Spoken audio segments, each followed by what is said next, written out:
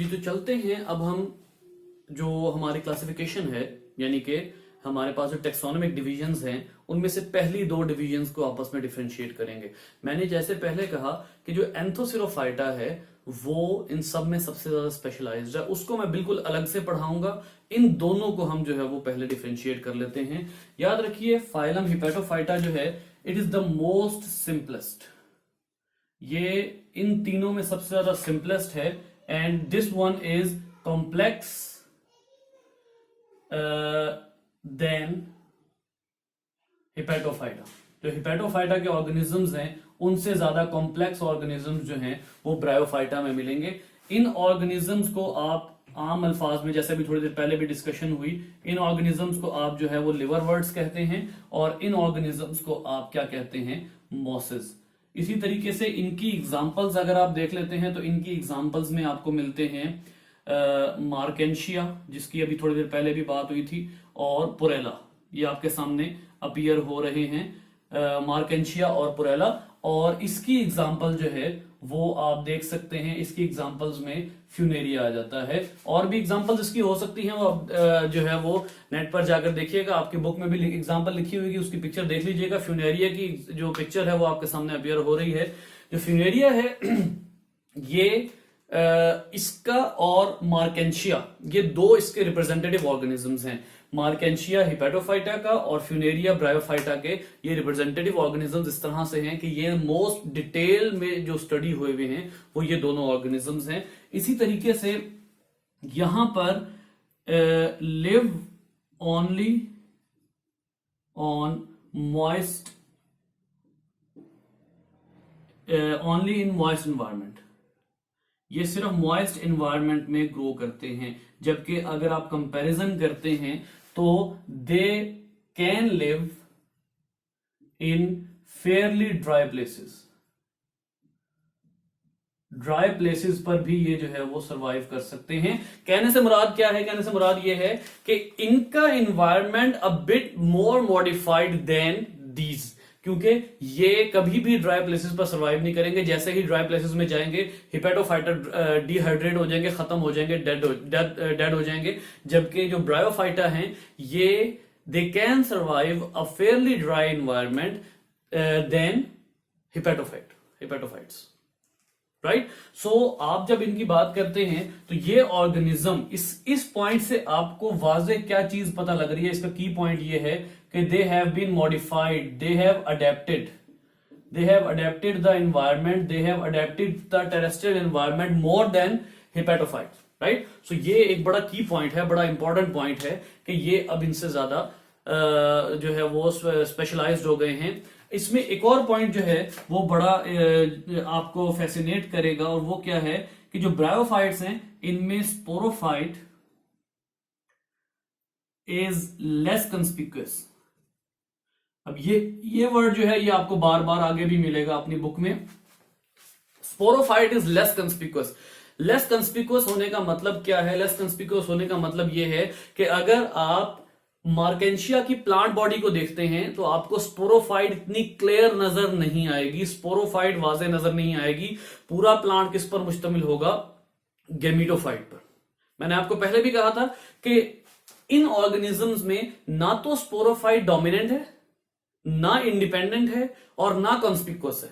मतलब ना वो अपना फूड खुद बना सक रही है, और दूसरे नंबर पे ना ही स्पोरोफाइट इतनी वाजे है कि आप आम आंख से उसको देख सकें, आप फौरी देखकर अंदाजा लगा सकें कि स्पोरोफाइट इस पूरी प्लांट बॉडी में, जैसे फॉर एग्जांपल मार्केंशिया जो है वो आपको इस तरह से मिलेगा, ऐसे करके उसके जो है वो आपको आपके सामने अपीयर हो रहा है। अब ये जो स्ट्रक्चर आपके सामने अपीयर हो रहा है, इस स्ट्रक्चर के मुताबिक ये पूरा प्लांट जो है दिस इज गैमीटोफाइट, ये गैमीटोफाइट है। इसका मतलब ये हुआ कि आपके सामने जो अपीयर हो रहा है दैट इज गैमीटोफाइट, और इस गैमीटोफाइट में आपको वाजे तौर पर स्पोरोफाइट नजर नहीं आ रहा, which means it is less conspicuous. ये कंस्पिक्यूअस नहीं है, वाजे नहीं है। जबकि जब आप ब्रायोफाइटा में जाते हैं तो ब्रायोफाइटा में स्पोरोफाइट इज कंस्पिक्यूअस, मीन टू से कि स्पोरोफाइट जो है वो अब वाजे हो गया है, स्पोरोफाइट अब नजर आता है। और वो कैसे होता है उसकी डायग्राम अगर मैं आपको बनाकर दिखाऊं तो इसमें आप ऐसे करके बनाते हैं। ये गैमीटोफाइट प्लांट है, ये गैमेटोफाइट प्लांट है और इसके ऊपर जो है वो ऐसे करके एक कैप्सूल लगा हुआ होता है ऐसे।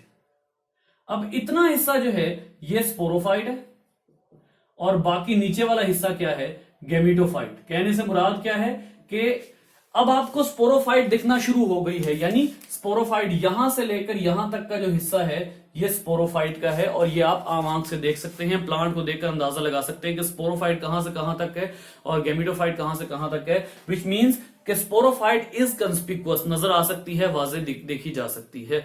These are the important points to differentiate between these phyla. अब इसमें एक और बड़ी जो है वो वाजे चीज है जो आपको इन दोनों में डिफरेंशिएट करने में हेल्प करेगी, वो जानना जो है वो बड़ा जरूरी है।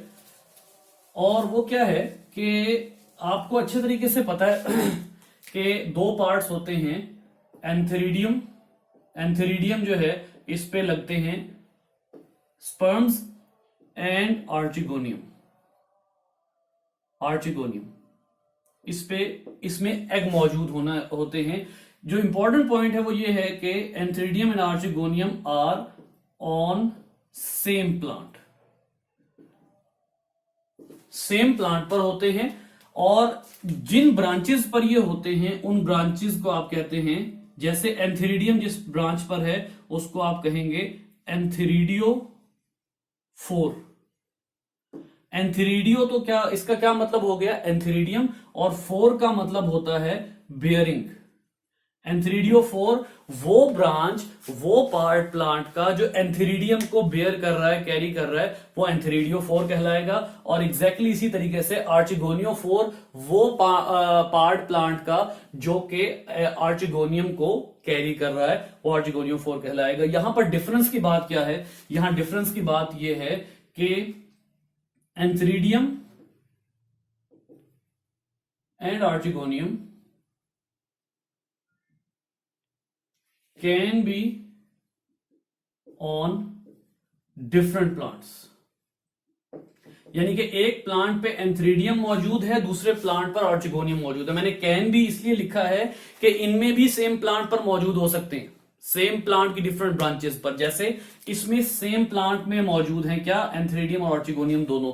यहां पर ऐसा है कि एंथेरिडियम और आर्चिगोनियम सेम प्लांट पर भी मौजूद हैं, लेकिन इनमें जो डिफरेंट चीज आई है वो ये है कि कंपैरिजन, इससे अगर कंपैरिजन किया जाए तो इनमें ऐसे ऑर्गेनिजम्स मौजूद हैं जो एंथेरिडियम अलग प्लांट पर कैरी करते हैं और आर्चिगोनियम अलग प्लांट पर कैरी करते हैं। इसका मतलब क्या हुआ कि इस फाइलम में किस चीज का कॉन्सेप्ट आ गया है, डायेशियस होने का। डायेशियस का क्या मतलब है, डायेशियस का मतलब होता है कि दो अलग अलग जेंडर्स, मेल जेंडर अलग, फीमेल जेंडर अलग, यानी कि इनके अंदर जो है वो मेल और फीमेल का कॉन्सेप्ट आ गया है। इनमें एक प्लांट जो है वो मेल हो सकता है, दूसरा प्लांट फीमेल हो सकता है, क्योंकि एक प्लांट कैरी करेगा एंथेरिडियम, दूसरा प्लांट कैरी करेगा आर्चिगोनियम। जबकि इनमें तमाम के तमाम ऑर्गेनिज्म क्या हैं, दीज ऑल आर मोनोएशियस।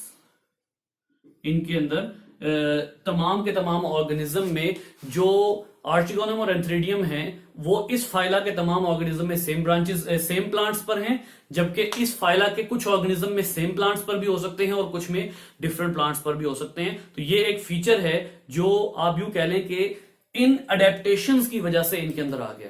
ठीक है, जो आप लोगों की बुक में ब्रायोफाइट्स में हिपैटोफाइटा है वो शॉर्ट दिया हुआ है। हम ब्रायोफाइटा के कुछ मजीद फीचर अब यहां पर देखेंगे कि ब्रायोफाइटा के मजीद फीचर्स क्या हैं जो इनको मोर स्पेशलाइज्ड बनाते हैं टेरेस्ट्रियल एनवायरनमेंट में रहने के लिए। वो मजीद फीचर हम इनका देखेंगे और लाइफ साइकिल भी साथ देखेंगे, वो अभी हम जो है वो आगे देखते हैं।